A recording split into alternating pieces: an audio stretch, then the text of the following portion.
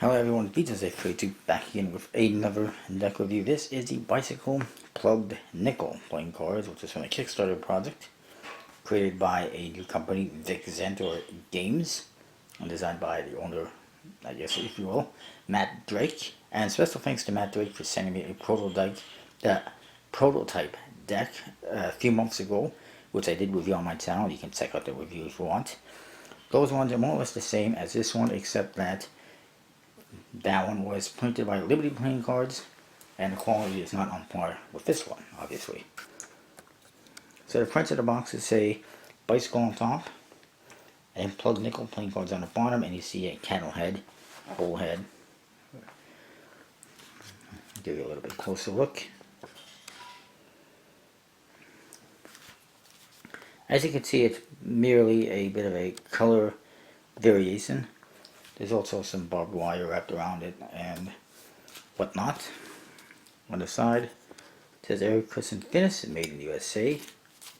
The other side, Plugged Nickel cards, and it says Wanted Poster Deck. That's the main one, and then there's the Rusted Tin Deck. That was the one that was added on with a stretch goal. The top, barbed wire. Bottom, USB-C info, and it says here Vic Zentor. There's the Vic Zentor Games logo. And you can check out the website viczentorgames.com, and it'll be in the description. And it says illustrated and designed by Matt Drake.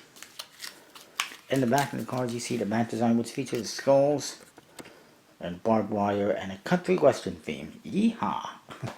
Seals custom with, again, the bull heads. And then we'll look at this one first. It's the Wanted Poster Deck. I guess it's supposed to have a Wanted Poster feel, like an Old West Wanted poster. Got bicycle trademark stuff on the flaps of both of them. A couple of skulls. Inside, you do get this interesting little ad card, which could have easily been a gaff card or something, but it wasn't. And it says, there are very few problems that cannot be solved with an appropriate application of violence. I do not commend that or recommend that in any way or endorse that in any way, but that's just what it says. And I think it's pretty funny. Then your back design, pretty cool, a bit of a darker color compared to the other one. Lots of details. There's also some bullets in here. I forgot to mention some wheels, all sorts of stuff. You do get a double backer as well. And then Jokers. It says Joker on top. And it is an Old West, old school Indian head coin. You can see the Indian head, the Mohawk head. And it's got a bullet hole going right through it. It has some barbed wire wrapped around it. And it's got a black color, a dark color. And it says Liberty on there as well. And the other one's the same thing, except it's the other side of the coin. Also, it's in red with red barbed wire, basically. But it's the other side of the coin, and it's a bison with a hole in its ass, basically. And it does say United States of America, 5 cents. It's a 5-cent coin. The other thing I wanted to point out is, you look at the background of the cards, it's a dirty parchment paper type look with raggedy borders in it, fitting with the theme of the deck and the Wanted Poster theme. Ace of Spades, a little bizarre, I will admit. There is a ribbon here that says, "We all got it coming." Very good. Thanks for letting us know.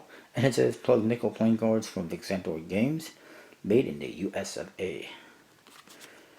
All the aces, you will notice, are custom. They all feature bull heads intertwined. I do think that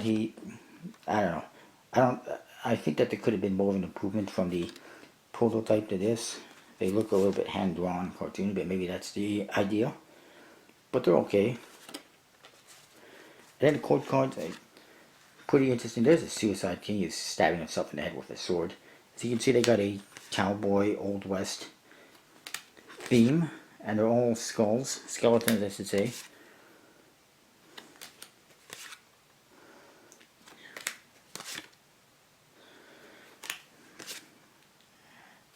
Cowboys, cowgirls, farmers, soldiers, all sorts of stuff going on in there. another guy trying to commit suicide. I guess he's got the dead man's hand. Literally. And there we go. And number cards, they do have custom pips. It's a little bit hard to see the details, especially on the black ones. You might be able to see them better on the other cards. Or maybe I should add a little light to this equation, because I darkened it up and now I can't see anything. But fairly standard pip orientations and everything like that. Even the indexes are custom. So it's a bicycle stock in air-cushioned finish, as you would expect. And handles pretty good. I got no complaints with that so far. It's just the look for me. I mean, I like the back design. I like the theme. Court cards aren't bad. The aces, however, look like they're a little bit, you know, they could have been refined a little bit. Basically, that's all I'm saying is the aces could have been refined a little bit, made to look a little more polished. But if that's what he was going for, he did a good job. Let's look at the other one very quickly. You'll find that it's basically the same thing, just a change in the colors. Same thing on the flaps. Get the same ad card, and again it says, there are very few problems that cannot be solved with an appropriate application of violence. Definitely an American way, an American saying, that's for sure, because that's what we see a lot of in the States. And well, most of the time it doesn't solve anything. Violence never solves anything, by the way. So here's your bat design, same thing, but it's brighter, it's lighter colors. You can actually see some of the details better. You get the same double backer again. Your jokers, same thing again. This one has black writing, barbed wire around the coin. You can actually make out the details better. And then, again, same thing with this one. You can actually see the bullet hole and everything. And the aces, again, and this one you can actually see it says we all got it coming. That's another criticism, is the other one's a little bit hard to read some of the writing. This one you can actually see that. I made some of the same criticisms during the prototype deck review, but whatever. And again, plug nickel playing cards from Dick Center Games, made in the US of A. And this one's just kind of got a dirty look in the background, worn out look almost to the cards. The aces are the same again. They look a little bit better though, in my opinion. And you'll find that the court cards are also the same, just in a different color scheme.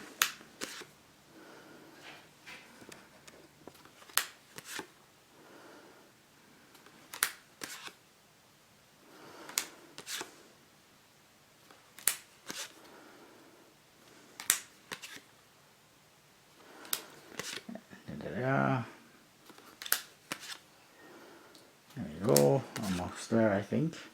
But same thing as you can see. And the number cards, this one you can actually see the details in the pips. The other one, again, it's hard to see. Minor criticism. Overall, a pretty interesting deck of cards. An interesting theme. It didn't do as well as other decks on Kickstarter, and I believe it was not successful the first time around, but was the second time around, fortunately. And good quality, you know, stock and finish, USB-C printed. Interesting theme.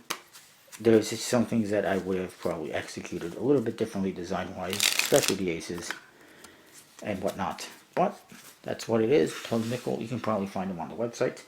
I don't believe Collectible Playing Cards has any on their website. I may have not mentioned Collectible Playing Cards too much in the last couple of videos. I apologize. But go to Collectible Playing Cards right now. Check it out. They got great playing cards. Use the code VJSAFREE2. You get 10% off your order. And if you join the club, use the code VIC10. You get $10 off the membership, which means it can cost as low as $4.95 for 1 year. And, you know, it could be as much as over $100, whatever that one is. But that one's a lifetime membership with a good discount forever. So that is that. Check out the membership. There's a couple of exclusive decks available. and definitely some exclusive decks available. It's not a bad deal. Check it out, and I will see you next time.